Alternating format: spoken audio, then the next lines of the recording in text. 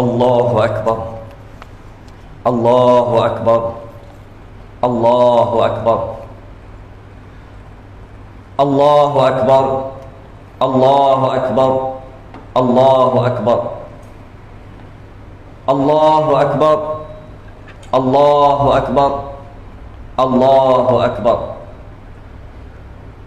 Allahu Akbar kabira. Walhamdulillahi katsira. Mubarakan fihi. Ashhadu an la ilaha illallah wahdahu la syarika lah. Wa ashhadu anna Muhammadan abduhu wa rasuluh. Al-badrud duja was-sirajul munir. Allahumma salli wa sallim wa barik ala Muhammad asyrafil anbiya wal mursalin wa ala alihi wa sahbihi ajma'in wattabi'ina lahum bi ihsanin ila yaumiddin. Amma ba'd. Faya ibadallah, ittaqullah, ittaqullah wa tazawwadu fa inna khairaz zadit taqwa. Faqad fazal muttaqun.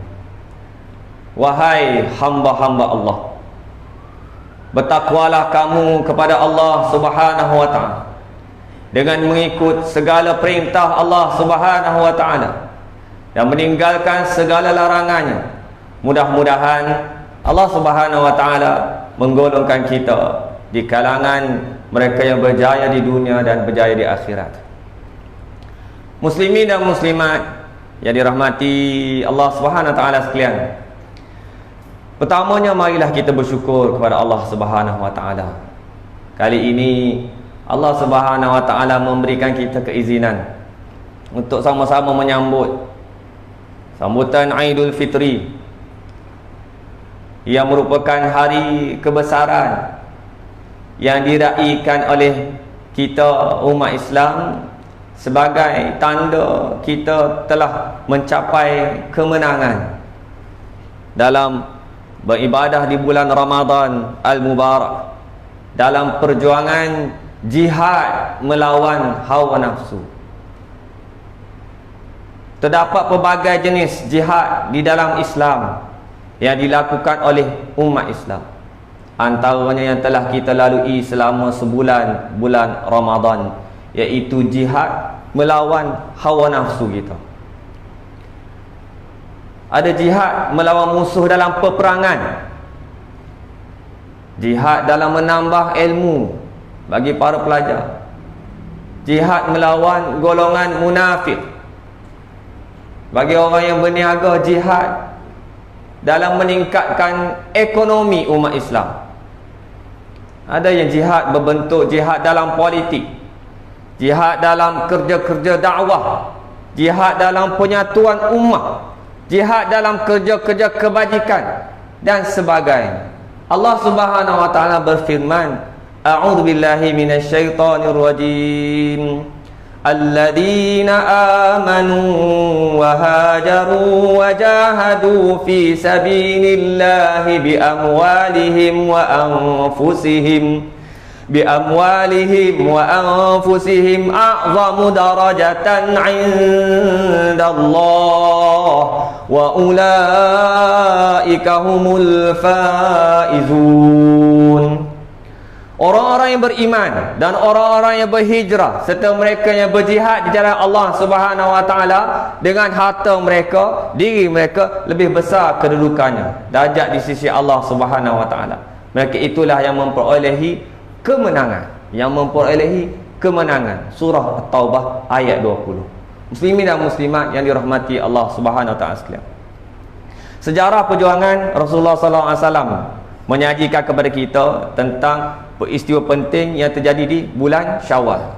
Dalam bulan yang kita, hari pertama kita berada di dalamnya sekarang ini, Syekh Safiur Rahman Mubarak Furi melaporkan bahawa Rasulullah SAW berada di medan jihad peperangan melawan musuh Islam berlaku di bulan Syawal bulan ini sebanyak 6 kali. Pertama, peperangan Bani Qainuqa. berlaku di bulan Syawal tahun ke-2 Hijrah. Peristiwa ini berlaku kerana umat Islam Madinah menghadapi fitnah yang dilancarkan oleh kaum Yahudi. Yahudi daripada dulu lagi buat kerja ni. Lantaran kejahatan dan pengkhianatan kaum Yahudi itu, keterlaluan, Rasulullah SAW memutuskan untuk mengusir mereka dari Madinah. Mereka duduk bersama-sama dengan Nabi SAW di kota Madinah, tetapi melakukan pengkhianatan. Maka Rasulullah SAW mengambil tindakan untuk mengusir mereka daripada kota Madinah. Yang kedua, peperangan Bani Sulaim yang berlaku di bulan Syawal juga tahun ke-2 Hijrah. Sekitar 200 orang pasukan tentera Islam dipimpin oleh Rasulullah SAW dalam menghadapi Bani Sulaim dan Bani Ghatafan. Yang ketiga, peperangan Uhud, peperangan yang masyhur yang kita semua tahu, berlaku juga dalam bulan Syawal tahun ke-3 Hijrah. Perang Badar tahun ke-2 Hijrah bulan Ramadan. Perang Uhud berlaku pada tahun ke-3 Hijrah bulan Syawal. Sebanyak 700 tentera Islam yang dipimpin oleh Rasulullah SAW berhadapan dengan 3,000 pasukan bala tentera daripada musyrikin Quraisy. Yang keempat, peperangan Khandaq atau peperangan Ahzab juga berlaku dalam bulan Syawal tahun ke-5 Hijrah. Sebanyak 3,000 tentera Islam dipimpin oleh Rasulullah SAW melawan berapa orang? 10,000. 3,000 lawan 10,000 orang pasukan tentera bersekutu diketuai oleh kaum musyrikin. Peperangan ini penting, sangat penting, sehingga ia diabadikan dalam takbir hari raya. Kita dah ulang-ulang tadi kan? Orang yang bertakbir tadi ulang-ulang, wa hazamal ahzaba wahdah, nak mengingatkan kita peristiwa Ahzab. Peperangan Ahzab berlaku pada bulan Syawal di zaman Rasulullah sallallahu alaihi wasallam. Yang kelima, peperangan Hunain juga berlaku di bulan Syawal pada tahun ke-8 Hijrah. Sebanyak 12,000 tentera Islam dipimpin oleh Rasulullah sallallahu alaihi wasallam berhadapan dengan suku Hawazin dan suku Saqif sebanyak 2,000 orang. Yang keenam, peperangan menghadapi suku Taif. Sejurus berlaku peperangan Hunain, iaitu di bulan Syawal pada tahun ke-8 Hijrah juga. Muslimin dan muslimat yang dirahmati dan dikasihi Allah SWT, dalam Al-Quran disebut perkataan jihad sebanyak 40 kali dalam maksud yang umum, dan ada juga maksud yang khusus. Jika diperhatikan dengan teliti, kalimah berkaitan jihad yang disebut dalam Al-Quran maupun hadis meliputi makna yang begitu luas. Antaranya ialah yang pertama, lafaz jihad yang disebutkan dalam Al-Quran bermaksud mencurahkan tenaga dalam menyebarkan Islam dan mempertahankan dakwahnya, bukan semata-mata berkaitan dengan peperangan. Yang kedua, lafaz jihad yang disebut dalam hadis tidak semuanya menunjukkan makna menggunakan senjata melawan orang-orang kafir.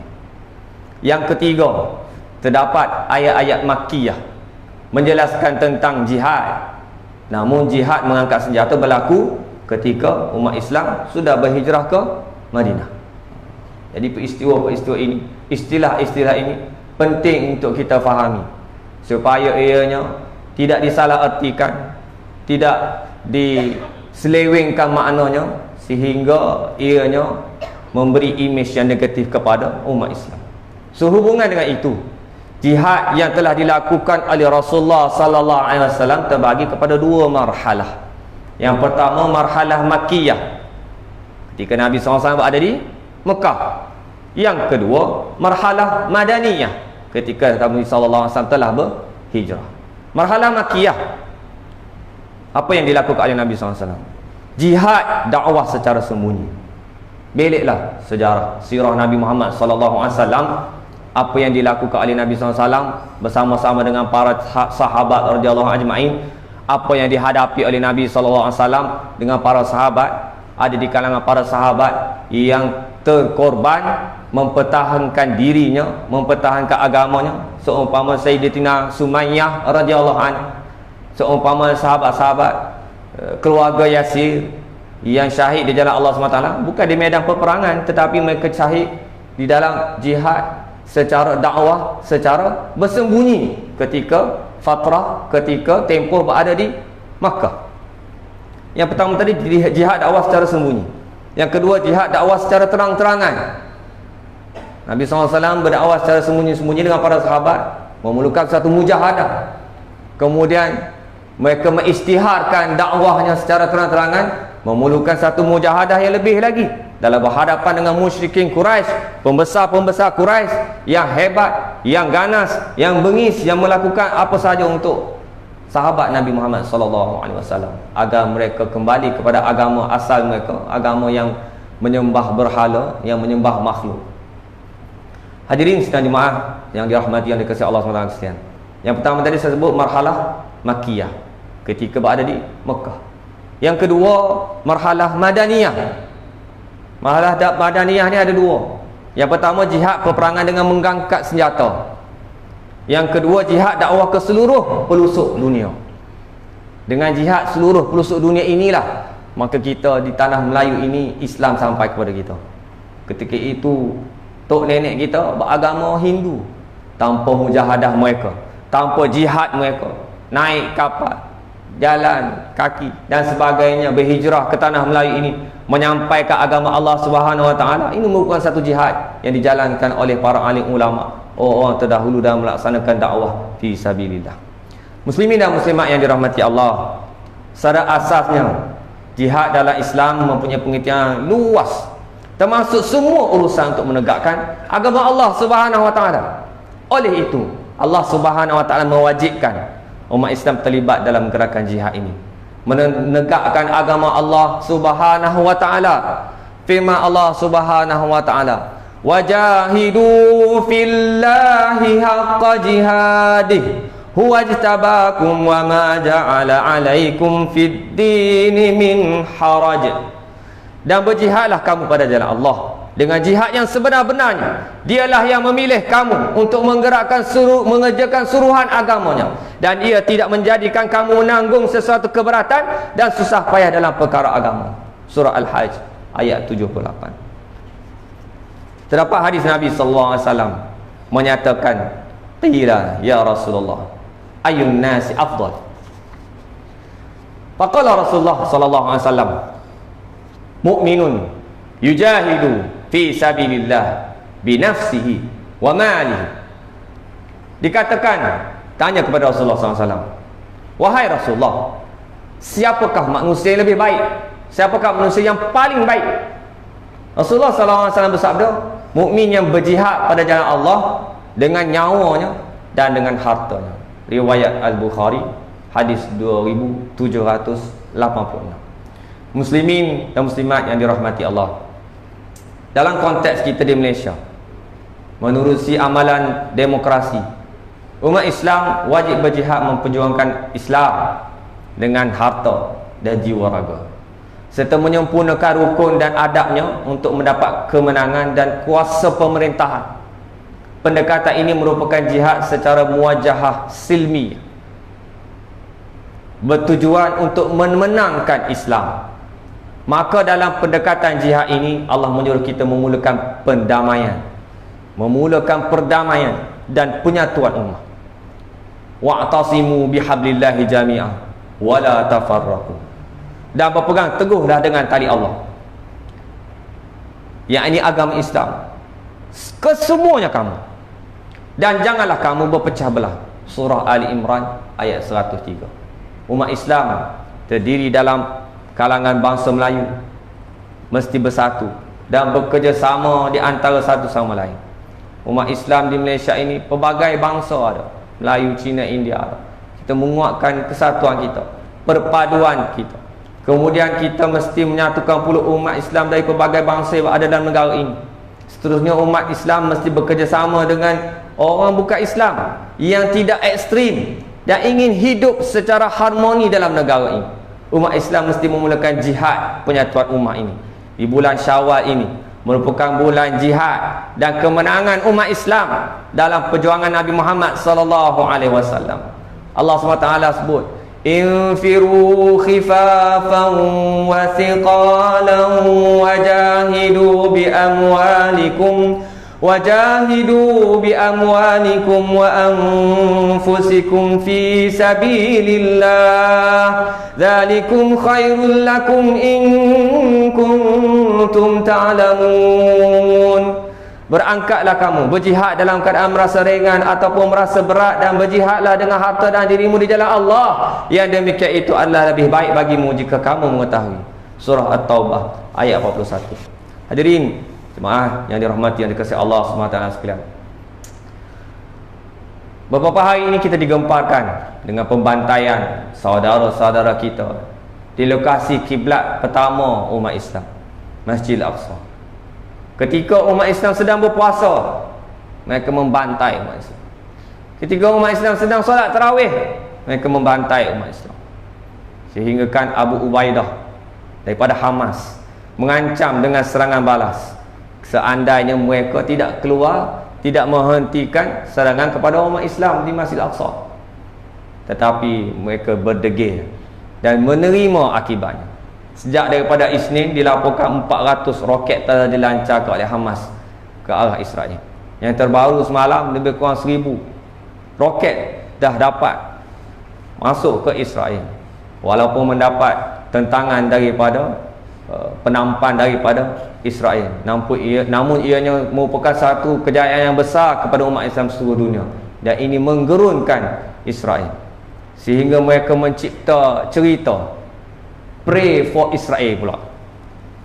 Ingin menarik perhatian seluruh dunia bahawa Hamas ini jahat, bahawa Palestin ini jahat. Mereka yang telah menyerang Israel sebenarnya. Inilah penguasaan media sosial yang mengelirukan orang-orang di seluruh dunia. Dr. Musa Abu Marzuk, timbalan ketua Biro Politik Hamas, diugut oleh Eropah untuk menghentikan roket jarak dekat. Mereka berkata kalau tidak, Eropah tidak akan membangunkan Gaza. Dengan tegas, Dr. Musa Abu Marzuk mengatakan, kami akan hentikan roket jarak dekat dan kami akan gantikan dengan roket jarak jauh. Inilah semangat jihad yang ditunjukkan oleh umat Islam untuk mempertahankan agama Allah Subhanahu Wa Taala di tempat mereka. Di tempat kita, cara muwajahah silmiah, secara berhadapan secara silmiah, secara baik dan mengikut suasana kita. Hadirin sidang Jumaat yang dirahmati sekalian Allah Subhanahu. Apa yang kita boleh belajar dalam madrasah Ramadan ini? Dalam madrasah Ramadan ini berlaku berbanyak peristiwa. Yang pertama, kita kenali siapa musuh kita. Musuh yang ada dalam diri kita. Siapa nafsu kita. Kita berjaya 30 hari kita mengekang musuh kita yang berada dalam diri kita. Kita sendiri rasa, tuan-tuan sendiri rasa, tuan-tuan boleh menilai apakah yang terjadi kepada diri tuan-tuan dan puan-puan sekalian. Kenali musuh kita. Dan musuh kita ini dapat dikekang dengan ibadah puasa. Yang kedua, musuh yang ada di keliling kita. Musuh di kalangan munafikin. Disebutkan dalam kitab Maza Ya'ni Intimat Islam kalau tak silap, tentang musuh-musuh yang berada di luar kita. Orang muslimin yang dengki kepadanya, munafikin, orang syirik, orang Yahudi, orang Nasrani. Jadi peristiwa di Gaza membuktikan musuh-musuh agama Allah Subhanahu Wa Taala berada di luar, yang mengambil kesempatan kononnya umat Islam lemah ketika bulan Ramadan, mereka berpuasa. Sebenarnya umat Islam sangat kuat pada bulan Ramadan Al-Mubarak. Yang kedua, marilah kita sama-sama melipat gandakan jihad kita. Jihad dalam pengertian yang luas seperti mana yang saya sebutkan sebentar tadi. Sahabat-sahabat di Palestin telah membuktikan jihad mereka di lapangan mereka, mempertahankan agama Allah SWT, mempertahankan syiar agama Allah SWT. Tolong pertahankan untuk umat Islam seluruh dunia. Umat Islam seluruh dunia hanya mampu berdoa, hanya mampu pray for Palestine, hanya mampu melihat di media sosial, kita tak mampu nak buat apa-apa. Kita hanya mampu menangis daripada jauh, tengok sahaja apa yang dah berlaku pada umat Islam, lemah umat Islam. Jadi kita berharapkan sesuatu yang berlaku. Pemimpin-pemimpin umat Islam melihat perkara ini kerana kuasa di tangan mereka. Kita tidak mampu melakukan apa-apa. Kemudian di peringkat kita, lipat gandakan jihad kita melawan hawa nafsu. Lipat gandakan jihad kita dalam jihad ekonomi umat Islam, dalam jihad pendidikan. Kita berada dalam bidang pendidikan, lipat gandakan jihad kita dalam pendidikan. Yang berada dalam bidang dakwah, lipat gandakan dakwah kita. Yang berada dalam ekonomi, lipat gandakan jihad ekonomi kita. Berada dalam jamaah Islam, dalam gerakan Islam, usaha sungguh-sungguh untuk mencapai kemenangan dalam agama Allah Subhanahu wa taala ini. Dan sampai masanya seandainya jihad kita berharap Allah SWT memberikan kekuatan kepada kita umat Islam. Barakallahu li wa lakum bil Qur'anil azim wa nafa'ani wa iyyakum bima fihi minal ayati wa dzikril hakim. Taqabbal minni wa minkum tilawatahu innahu was-sami'ul alim. Qul qawli hadza wa astaghfirullahal azim li wa lakum wa lisal muslimin wal muslimat wal mu'minin wal mu'minat al ahya fawzal mustaghfirin wa najat at-taibin.